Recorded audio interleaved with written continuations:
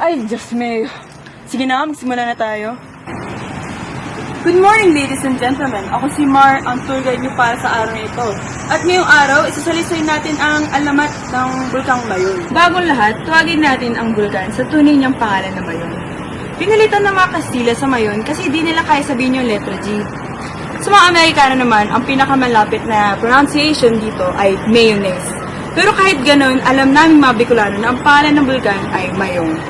At upang may local color, gagamit ako ng mga Bicol na salita. If anyone fails to understand me, he or she may raise his hand. Hindi, I love you more. Wala kayong mga tanong? Hindi. Okay, let's start. Noong unang panahon ay may tribo sa Rawis na ang pinuno ay si Dato Makusog. Ang pangalan niya ay angkop sa lakas na ipinapakita niya noong kanyang kabataan.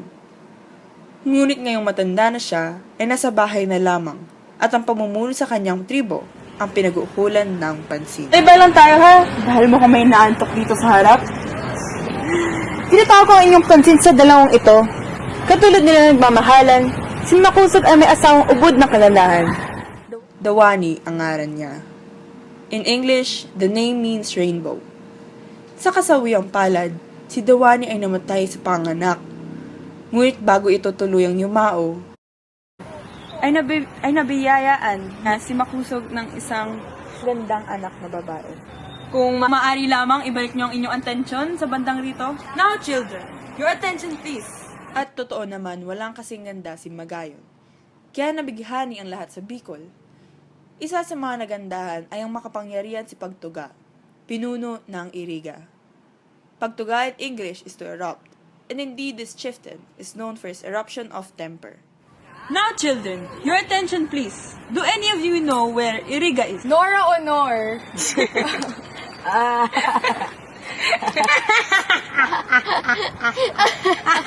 Correct. Iriga is the town where Nora Honor grew up selling salabat to train passengers. Excuse me, correction please. She did not grow up in Iriga. In fact, she did not grow up anywhere. She remains very small to this day.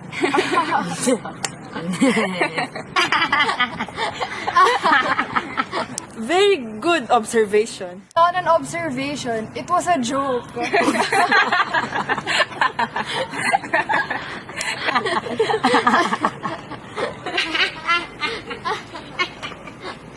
Anyway, katulad na sinabi ko, si Nora Honor ay nagbebenta ng salabat. Yung mga hindi niya nabebenta ay iniinom niya na lang ito. Kaya sa tingin nyo, ang ganda ng boses niya.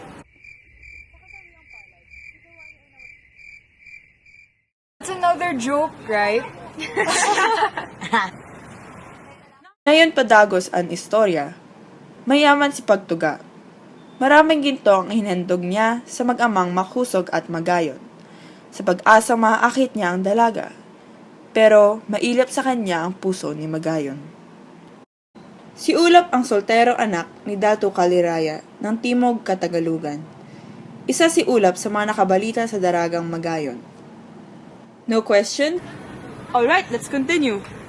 Itong si Hulap, hanggat makarating sa Rawis, mahiyain siya, matapang sa labanan, torpe sa babae, pasilip-silip at hindi makalapit kay Magayon. Hindi alam ang sasabihin. Sarong aga, paglipas na magdamag na ulan, ay nakita ni Ulap na patungo sa Iloyawa si Magayon, kasama kanya mga babaeng alalay. Ang ipinagtataka niya ay bakit kung kailan malalim ang ilog, ay saka maliligo. Ako rin ay nagtataka, kung magdamag na umulan, ay malamang na malakas ang agos, bukod sa maputik pa ang tubig. But you know how legends go, we mortals are not supposed to ask why. Basag, gano'n na yun. As stupid as it may seem, pagkatapos na magdamag na ulan, ay naligo si Magayon. At tulad ng maaaring mangyari, noong maliligo si Magayon, ay nadulas siya sa isang timpak na bato at bumagsak sa rumaragasang agos.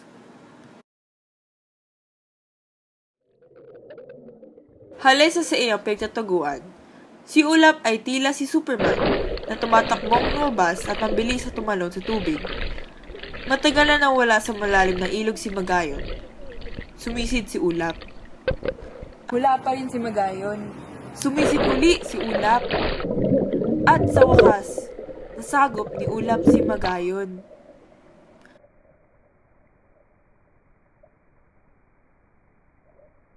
So, children, Para din Diyos, naliligtas ni Ulap sa kamatayan si Magayon.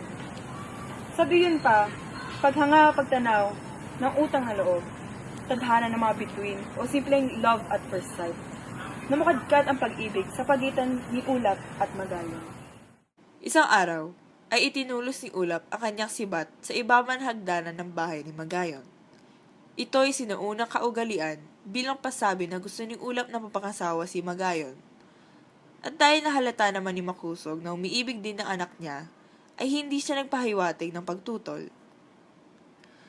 Pinag-usapan ng magkasintahan ang kanilang kasal at kung kailan ito gaganapin. Dahil kailangan pang umuwi ni Ulap sa kanila para makausap ang kanyang mga magulang. Ang kasal ay gaganapin sa susunod na buwan. Kumalat agad na balita tungkol sa kasal sa buong Kabikolan. Umabot ang chismis kahit kay Pagtuga. At doon, pwede natin sabihin na sumabog ang kanyang bulkan. Butchi! Ganun ba sa Tagalog? Sumabog ang kanyang butchi? Sa amin kasi dito kinakain ng butchi. Ang laman ay munggo at may taas niya ay may nina.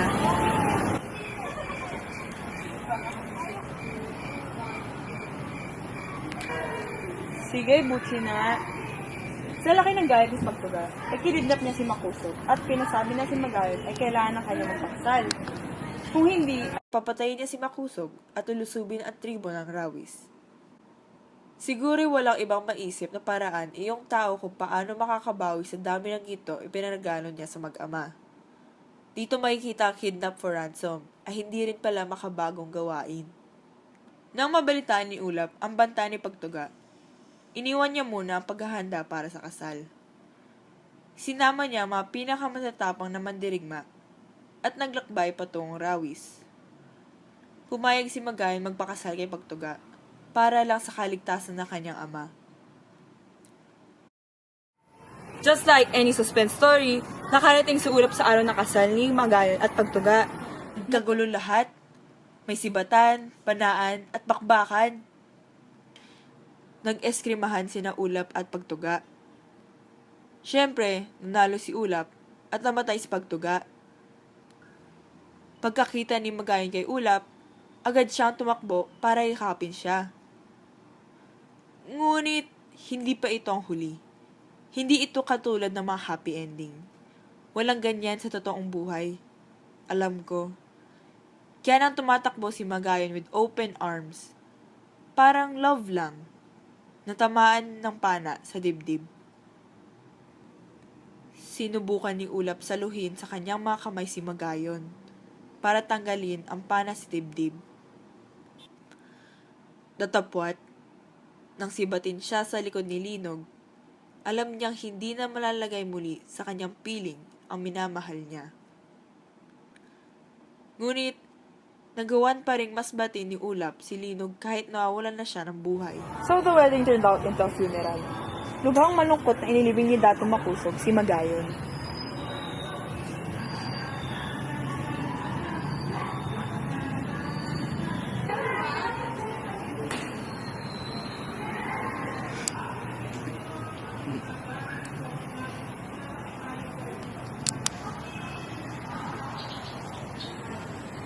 Nasaan sa kwento mo ang mayong? Ang mayon? Ang alamat ng mayon. Ang putod na pinaglibigan kay Magayon ay mahimalang umusbong at nagpatuloy sa pagtaas hanggang ito'y maging isang bundok. Nasaan ang mayong? Ang bundok ay tinawag nilang Magayon dahil sa pambihirang ganda ng hugis nito at bilang pag-aalala na rin kay Daragang Magayon. Nasaan yung mayong? Ang mayong? Nasaan yung mayong? Ang mayon? Ang Daragang Magayon? Nasaan yung mayong? Nasaan yung mayong? Ang mayon? Nasaan? Yung mayon? Alamat ng mayon? Ano yun? Nasaan ng mayon? Ang Daragang Magayon? Nasaan? Nasaan ang mayon? Hindi ko alam. Nasa Nasaan ang mayon? Ang mayon? Ang daragang... Nasaan ang mayong? Nasaan? Nasaan ang mayong? Nasaan ang mayong? Nasaan siya? Nasaan ang mayong? Nasaan ang mayong? Nasaan ang mayong? Mayong? Hindi ko alam. Nasaan ang mayong? Ang mayong? Ayun, ang mayong! Wala naman eh.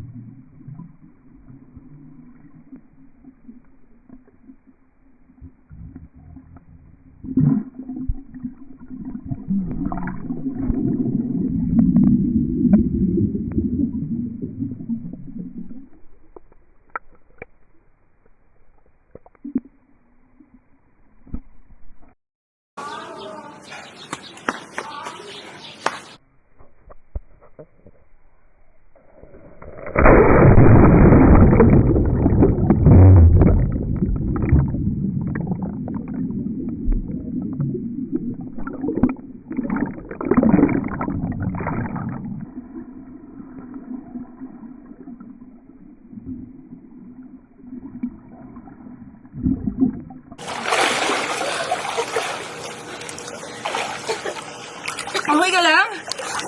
Magsalita ka nga!